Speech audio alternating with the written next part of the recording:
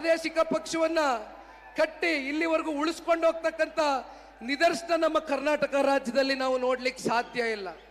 ಆದರೆ ಸನ್ಮಾನ್ಯ ದೇವೇಗೌಡರು ಸಾಹೇಬರ ದೂರಾಲೋಚನೆಗಳು, ಅವರ ದೂರ ಚಿಂತನೆಗಳು, ಅವ್ರಿಗೆ ವಿಶೇಷವಾಗಿ ನೀರಾವರಿ ಬಗ್ಗೆ ಅವರು ನಮ್ಮ ರಾಜ್ಯಕ್ಕೆ, ನಮ್ಮ ದೇಶಕ್ಕೆ ಕೊಟ್ಟಿರ್ತಕ್ಕಂಥ ಕೊಡುಗೆಗಳು, ಶಿಕ್ಷಣದ ವ್ಯವಸ್ಥೆ ಇರ್ಬೋದು, ಆರೋಗ್ಯದ ವ್ಯವಸ್ಥೆ ಇರ್ಬೋದು, ಅವ್ರಿಗೆ ಇರ್ತಕ್ಕಂಥ ಒಂದು ದೂರಾಲೋಚನೆ ಬಹುಶಃ ಇವತ್ತು ರಾಜಕಾರಣದಲ್ಲಿ ಒಂದು ಎನ್ಸೈಕ್ಲೋಪೀಡಿಯಾಗಿ ಇವತ್ತು ನಾವು ಸನ್ಮಾನ್ಯ ದೇವೇಗೌಡರು ಸಾಹೇಬರ ಮಾರ್ಗದರ್ಶನದಲ್ಲಿ ಮುಂದಿನ ದಿನಗಳಲ್ಲಿ ಸಾಕಷ್ಟು ಜನ ಹಿರಿಯರಿದ್ದಾರೆ, ಯುವ ನಾಯಕರುಗಳಿದ್ದಾರೆ.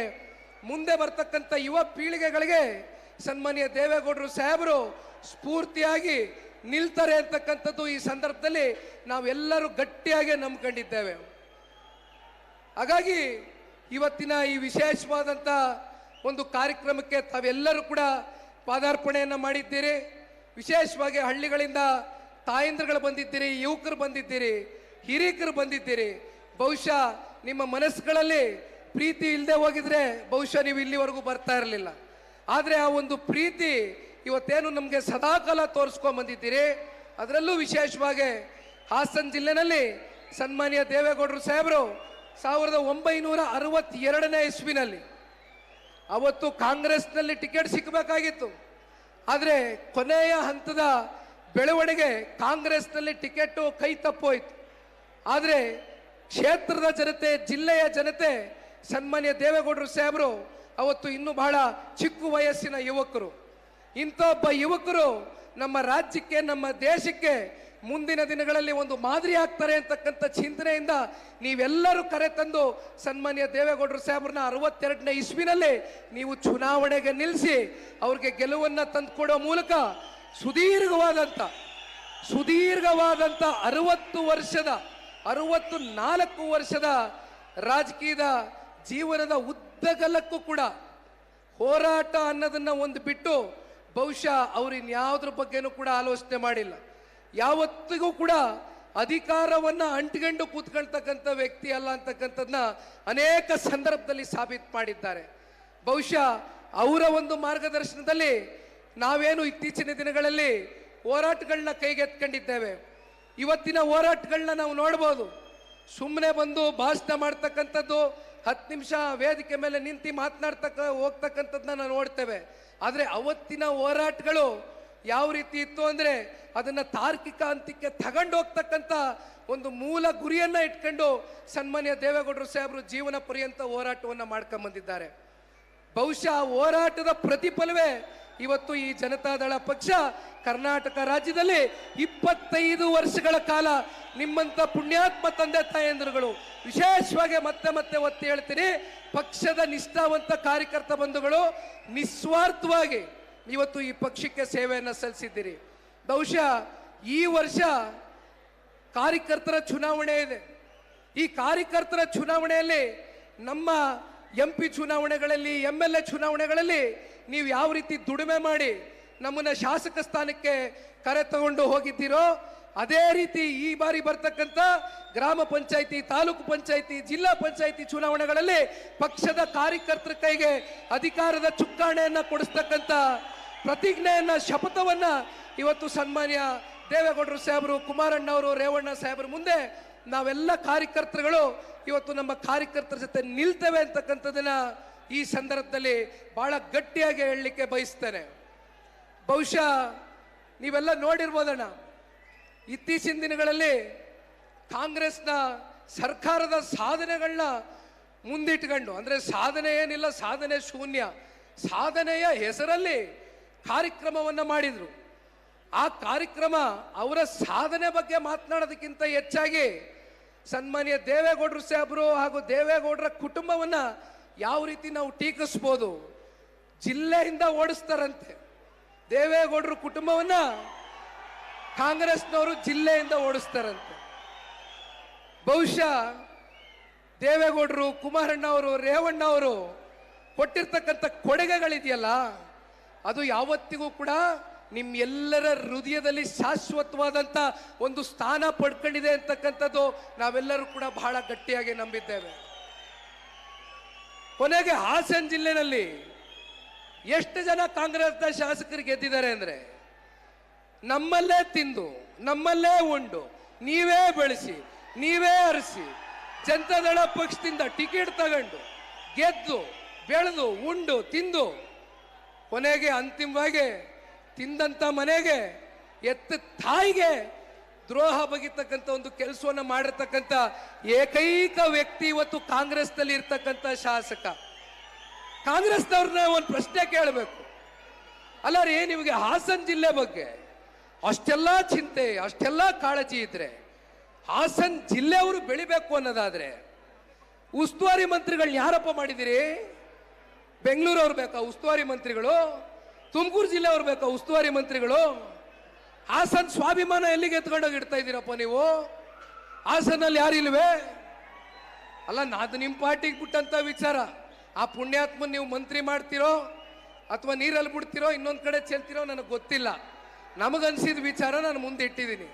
ಹಾಗಾಗಿ ಒಂದು ಮಾತನ್ನ ಹೇಳ್ತೇನಣ್ಣ, ಬಹುಶಃ ಸನ್ಮಾನ್ಯ ಕುಮಾರಣ್ಣ ಅವರು ಇವತ್ತಿಲ್ಲಿ ಕೂತಿದ್ದಾರೆ. ಕುಮಾರಣ್ಣ ಅವ್ರನ್ನ ಪ್ರೀತಿಸ್ತಕ್ಕಂಥ ವರ್ಗ ಇಡೀ ರಾಜ್ಯದಲ್ಲಿ ಒಂದೆಡೆ ಇದ್ರೆ ಹಾಸನ ಜಿಲ್ಲೆನಲ್ಲಿ ಕುಮಾರಣ್ಣನ ನೀವು ಎಷ್ಟು ಆರಾಧಿಸ್ತೀರಾ ಅಂತಕ್ಕಂಥದ್ದನ್ನ ಬಹುಶಃ ಪ್ರತಿ ಸಂದರ್ಭದಲ್ಲೂ ಕೂಡ ನಾನು ಕಣ್ಣಾರೆ ನೋಡಿದ್ದೇನೆ. ಕುಮಾರಣ್ಣ ಅವರು ಮೊದಲನೇ ಬಾರಿ ಮುಖ್ಯಮಂತ್ರಿಗಳಿದ್ದಾಗ ಸನ್ಮಾನ್ಯ ಎಚ್ ಡಿ ರೇವಣ್ಣ ಸಾಹೇಬರು ಅವರ ಜೊತೆಯಲ್ಲಿ ಸಚಿವ ಸಂಪುಟದಲ್ಲಿ ಮಂತ್ರಿಗಳಿದ್ದಾಗ ಸನ್ಮಾನ್ಯ ಕುಮಾರಣ್ಣ ಅವರ ಜೊತೆಯಲ್ಲಿ ಕೂತು ಹಾಸನ ಜಿಲ್ಲೆಗೆ ಇಡೀ ರಾಜ್ಯಕ್ಕೆ ಇವತ್ತು ಕುಮಾರಣ್ಣ ಅವರು ಬಹುಶಃ ಕಳೆದ 20 ವರ್ಷ ಆಗಿದೆ.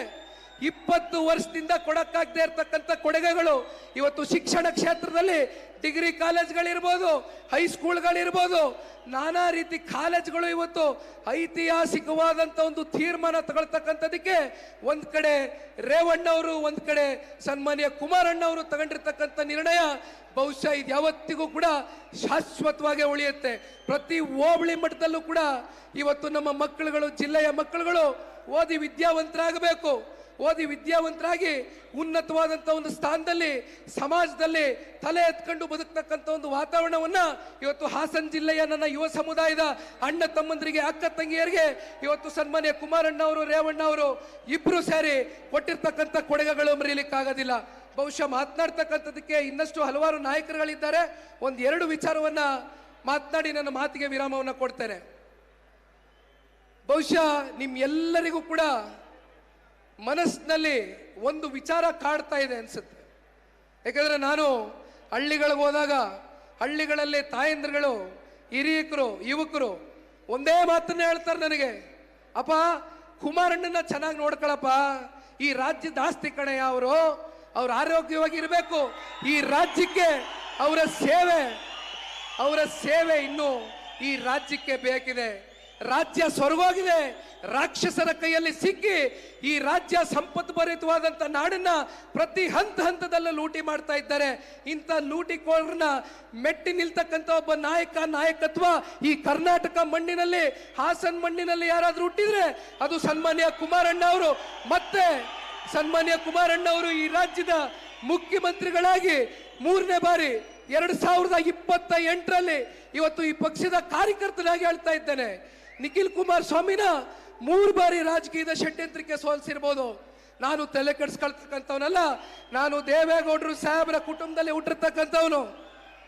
ನಾನು ಧೃತಿ ಕೆಡ್ತಕ್ಕಂಥ ಪ್ರಶ್ನೆ ಇಲ್ಲ. ಅಧಿಕಾರಕ್ಕೋಸ್ಕರ ನಾನು ಇವತ್ತು ಈ ಸಮಾಜದಲ್ಲಿ ನಮ್ಮ ಹಳ್ಳಿಗಳಲ್ಲಿ ಬಂದು ಪ್ರೀತಿಯಿಂದ ಕರೀತಕ್ಕಂಥ ಜನಗಳು, ನಮ್ಮನ್ನ ನಂಬ್ಕೊಂಡಿರ್ತಕ್ಕಂಥ ಕಾರ್ಯಕರ್ತರಿದ್ದಾರೆ. ಅವ್ರು ಕೈ ಬಿಡ್ತಕ್ಕಂಥ ಪ್ರಶ್ನೆ ಇಲ್ಲ. ನಿಖಿಲ್ ಕುಮಾರಸ್ವಾಮಿ ನಾಳೆ ಏನಾಗ್ತಾನೋ ಬಿಡ್ತಾನೋ ನನಗೆ ಗೊತ್ತಿಲ್ಲ. ಅದು ನನ್ನ ಹಣೆ ಬರ. ಜನ ತೀರ್ಮಾನ ಮಾಡ್ತಾರೆ, ಆ ಭಗವಂತ ಹಾಸನಾಂಬೆ ತಾಯಿ ತೀರ್ಮಾನ ಮಾಡ್ತಾರೆ. ಆದರೆ ಒಂದು ನನಗೆ ಇರ್ತಕ್ಕಂಥ ಒಂದೇ ಚಿಂತೆ, ನನಗಿರ್ತಕ್ಕಂಥದ್ದು ಒಂದೇ ಇವತ್ತು ನನ್ನ ಮುಂದೆ ಗುರಿ, ಸನ್ಮಾನ್ಯ ಕುಮಾರಣ್ಣ ಅವ್ರನ್ನ ಮತ್ತೊಮ್ಮೆ ಈ ರಾಜ್ಯದಲ್ಲಿ ಮುಖ್ಯಮಂತ್ರಿಗಳಾಗಿ ನೋಡಬೇಕು ಅನ್ನೋದು ಇದು ನಿಖಿಲ್ ಕುಮಾರಸ್ವಾಮಿಯ ಭಾವನೆ ಅಷ್ಟೇ ಅಲ್ಲ. ಜನರೊಂದಿಗೆ ಜನತಾದಳ 52 ಕ್ಷೇತ್ರದಲ್ಲಿ ನಾನೇನು ಹಲವಾರು ದಿನಗಳು ರಾಜ್ಯಾದ್ಯಂತ ಪ್ರವಾಸವನ್ನ ಮಾಡಿದ್ದೆ. ಮೊದಲನೇ ಹಂತ ಮುಗಿಸಿದ್ದೇನೆ, 2ನೇ ಹಂತಕ್ಕೆ ಕಾಲಿಡ್ತಾ ಇದ್ದೇನೆ. ಸುಮಾರು 9,000 ಕಿಲೋಮೀಟರ್ ರಾಜ್ಯ ಪ್ರವಾಸ ಮಾಡಿ ಬಂದಿದ್ದೇನೆ. ಮೊದಲನೇ ಹಂತದಲ್ಲಿ ಜನ ಎಲ್ಲಿ ಹೋದ್ರು ಕೂಡ ಒಂದೇ ಮಾತು ಹೇಳ್ತಾರೆ, ಸನ್ಮಾನ್ಯ ಕುಮಾರಣ್ಣ ಅವರು ಅವರ ಒಂದು ಅಲ್ಪಾವಧಿ ಇದ್ರೂ ಕೂಡ ಅವರು ಕೊಟ್ಟಿರ್ತಕ್ಕಂಥ ಕಾರ್ಯಕ್ರಮಗಳು, ಅವರು ನೀಡಿರ್ತಕ್ಕಂಥ ಯೋಜನೆಗಳು ಬಹುಶಃ ಇವತ್ತು ಮನೆ ಮಾತಾಗಿದೆ. ಕುಮಾರಣ್ಣ ಅವ್ರು ಬಂದ್ರೆ ಮತ್ತೆ ಈ ರಾಕ್ಷಸರ ಕೈಯಿಂದ ಈ ರಾಜ್ಯವನ್ನ ತಪ್ಪಿಸಿ ರಾಮ ರಾಜ್ಯವಾಗಿ ಕಟ್ತಕ್ಕಂಥದಕ್ಕೆ ಸನ್ಮಾನ್ಯ ಕುಮಾರಣ್ಣ ಅವರು ಈ ರಾಜ್ಯದಲ್ಲಿ ಮತ್ತೊಮ್ಮೆ ಮುಖ್ಯಮಂತ್ರಿಗಳು ಆಗೇ ಆಗ್ತಾರೆ ಅಂತಕ್ಕಂಥದ್ದು ಈ ಸಂದರ್ಭದಲ್ಲಿ ನಾವೆಲ್ಲರೂ ಕೂಡ ಕಾರ್ಯಕರ್ತ ಬಂಧುಗಳು ದಯಮಾಡಿ ಇನ್ನೊಂದು 2.5 ವರ್ಷ ಇದೆ, ಹಲವು ದಿನಗಳಿದೆ. 18 ಗಂಟೆಗಳು ನಿಮ್ ಜೊತೆ ಪ್ರತಿನಿತ್ಯ ನಾನು ದುಡಿಲಿಕ್ಕೆ ಸಿದ್ಧ ಇದ್ದೇನೆ. ನೀವೆಲ್ಲಿ ಕರೆದ್ರು ಬರ್ತೇನೆ, ನೀವೇನು ಹೇಳಿದ್ರು ಮಾಡ್ತೇನೆ. ಪಕ್ಷಕ್ಕೋಸ್ಕರ ಗಟ್ಟಿ ನಾಯಕತ್ವವನ್ನ ಕಟ್ಟೋಣ, ಹೊಸಬರಿಗೆ ಅವಕಾಶವನ್ನ ಕೊಡೋಣ, ಹಿರಿಯರ ಮಾರ್ಗದರ್ಶನವನ್ನ ತಗೋಣ. ಒಟ್ಟಾರೆಯಾಗಿ ಸನ್ಮಾನ್ಯ ದೇವೇಗೌಡರು ಸಾಹೇಬರು ಈ ಇಳಿ ವಯಸ್ಸಿನಲ್ಲಿ 93 ವರ್ಷ ವಯಸ್ಸು, ಲೋಕಸಭೆ ಸದನದ ಒಳಗಡೆ ಯಾವ ಒಬ್ಬ ಸಂಸದ ಬರ್ಲಿಕ್ಕಿಂತ ಮುಂಚಿತವಾಗಿ ನಮ್ಮ ಕಣ್ಣಾರೆ ನಾನು, ಸೂರಜ್ಜು, ರೇವಣ್ಣ ಸಾಹೇಬರು, ನಮ್ಮ ಕುಟುಂಬದವ್ರು ನೋಡಿದ್ದೇವೆ. ದೇವೇಗೌಡರು ಸಾಹೇಬರು ಒಂದು ದಿನ ಸಂಸತ್ಗೆ ಹೋಗದೆ ಇರತಕ್ಕಂತ ಒಂದು ದಿನ ಇಲ್ಲ. ಈ ವಯಸ್ಸಿನಲ್ಲಿ ಹೋಗ್ತಾರೆ.